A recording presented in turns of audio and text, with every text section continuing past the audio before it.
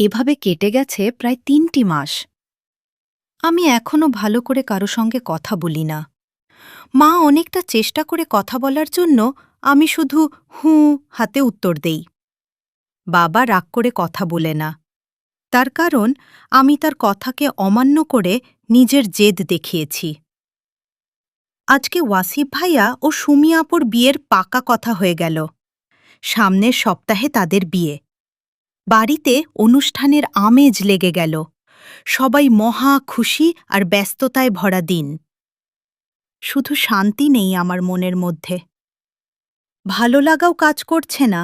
মনের মাঝে কষ্টগুলো হাহাকার করে ঘুরে বেড়াচ্ছে।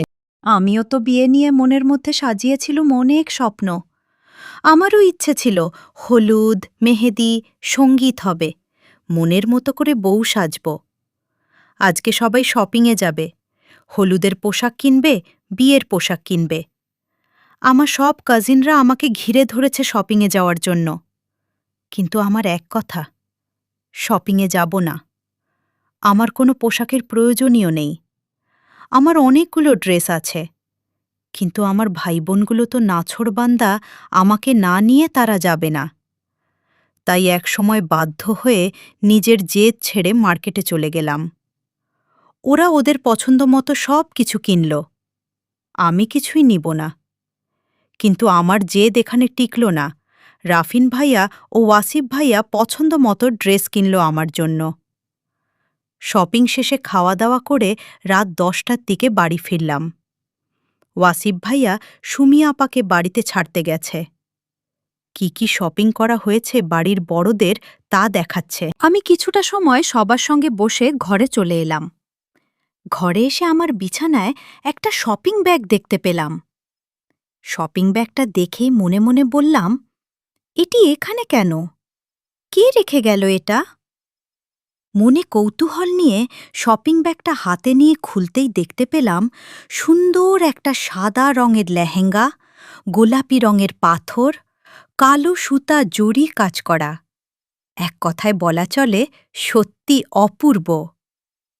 লেহেঙ্গাটা ছাড়াতে সাথে একটা চিরকুট পেলাম। তাতে লেখা ছিল, তুমি হয়তো লেহেঙ্গাটা পরবে না, তবু আমার ভালো লাগা থেকে তোমাকে কিছু দিতে ইচ্ছে করল, তাই দিলাম। যদি তোমার পছন্দ হয় তাহলে এটা গ্রহণ করো। আমার অনুরোধ রইল, এটা পরো। লেহেঙ্গাটা বিছানায় রেখে ভিঞ্চি কেটে মনে মনে বললাম, এতগুলো বছর আমাকে কিছু দেয়ার কথা মনে হয়নি। আজ পছন্দ করে লেহেঙ্গা দিয়েছে। আবার অনুরোধও করেছে আমাকে পরার জন্য। যত সব ঢং! আমি আপনার দেওয়া কোনো জিনিস তো পরবই না। দেখতে দেখতে ওয়াসিফ ভাইয়া ও সুমি আপুর গায়ে হলুদের দিন চলেই আসল। আমাদের বাড়িটা আজ সেজে উঠেছে ঝাড়বাতি ও নানা রঙের ফুল দিয়ে। তেমনিভাবে সেজে উঠেছে বাড়ি মেয়ে বউরা। বাড়িতে এক একজন এক এক রকম দায়িত্ব পালন করছে। আমার দায়িত্ব পড়েছে সবার হাতে মেহেদি পরানো, কেননা খুব ভালো মেহেদি পরাতে পারি। ব্যাস, কি আর করা আমাকে, এটা করতেই হবে, নইলে তো ছাড়াছাড়ি নাই। দুপুরের দিকে হলুদের অনুষ্ঠান শুরু হয়ে গেছে। যেহেতু সুমি আপু আমাদের ফুপুর মেয়ে, আমাদের বাড়িতে দুই পক্ষ হলুদের অনুষ্ঠান করছে। বাড়িতে মানুষে ভরপুর, সবাই ভারী সাজসজ্জা করেছে। আমি সবসময় সাধারণ থাকতে পছন্দ করি, তাই আমি সাধারণভাবেই সেজেছি। আমাকে কোনো কিছু নিয়ে কেউ জোর করেনি। জোর করে কোনো লাভ হবে না। একে একে প্রত্যেকের হাত মেহেদিতে সাজিয়ে দিলাম। ওয়াসিফ ভাইয়ার মেহেদি দেওয়া শেষ হতে রাফিন ভাইয়া নিজের হাতটা বাড়িয়ে দিল, আমায় মেহেদি দিবি না এই বলে। এরপর একে একে সব ভাইগুলোর হাতে মেহেদি দিয়ে দিলাম। সবার মেহেদি দেওয়া শেষ হতেই লুইপা আপু ও ভাবি মিলে নাহিদ ভাইয়াকে জোর করে এনে আমার সামনে বসিয়ে দিল। নাহিদ ভাইয়া হাতটা বাড়িয়ে আছে আমার সামনে। একবার লুইপা আপু চোখের দিকে তাকিয়ে মাথাটা নিচু করে নিলাম। ভাবি বলে উঠল, মিথি, নাহিদ ভাইয়ের হাতে মেহেদি দিয়ে দাও। আমার কেন জানি মনে হচ্ছে নাহিদ ভাইয়া ইচ্ছে করে এমন করছে। কি হলো? সবাই কি মেহেদি দিলে আমায় মেহেদি দিবে না? এতগুলো মানুষের সামনে কিছুই বলতে পারছি না। তাই নাহিদ ভাইয়ের হাতটি ধরে মেহেদি দিতে শুরু করলাম। মনের ভেতর কেমন যেন এক অস্থিরতা কাজ করছে। আমার হাত দুটো থরথর করে কাঁপছে। মেহেদি দিতে দিতে লক্ষ্য করলাম নাহিদ ভাইয়া আমার দিকে তাকিয়ে আছে। তার চোখ দুটো আর ঠোঁটে মিটি মিটি হাসি। আমার মনে হল ওই চোখ দুটো আমায় কিছু বোঝাতে চাচ্ছে। ধীরে শুনতে পেলাম, তোমার ঘরের আলমারিতে একটা প্যাকেট রাখা আছে। কালকে বিয়েতে ওই লেহেঙ্গাটা তুমি পরলে খুব ভালো লাগবে, এটা আমার অনুরোধ। যেভাবে হোক, বিয়ে তো হয়ে গেছে।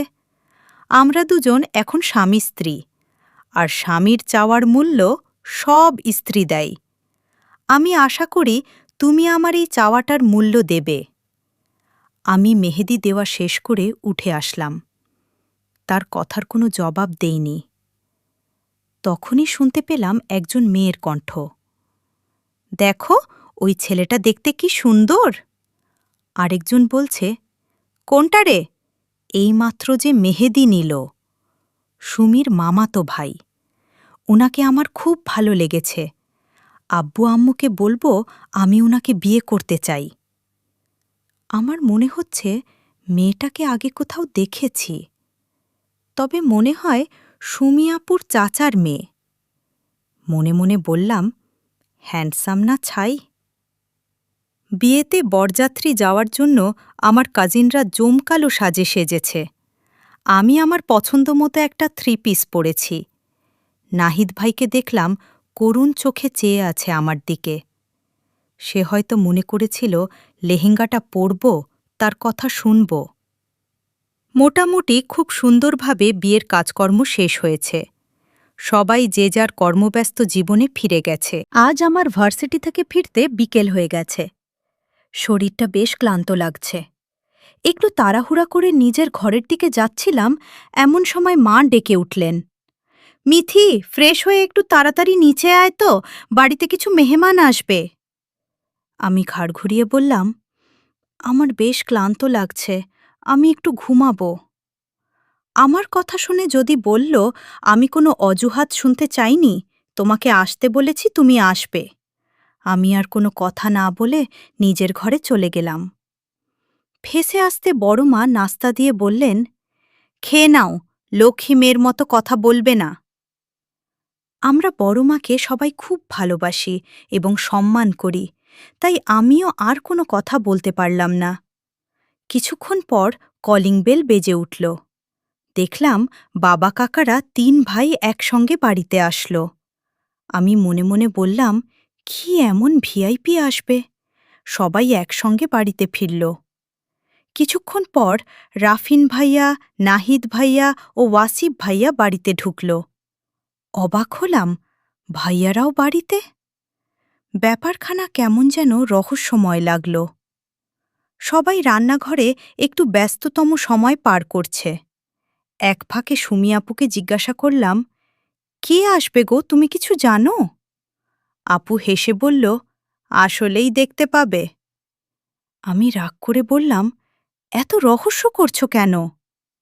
রহস্য না গো, আমার বিয়েতে আমার এক চাচা চাচি আসতে পারেনি, শুধু তাদের ছেলে মেয়ে দুটো এসেছিল। আজ আমার সে চাচা চাচি আমাদের বাসায় আসছে, আর চাচতো ভাই বোন দুজন, তারা নতুন মেহমান, তাই সবাই বাড়িতে এত ব্যস্ত।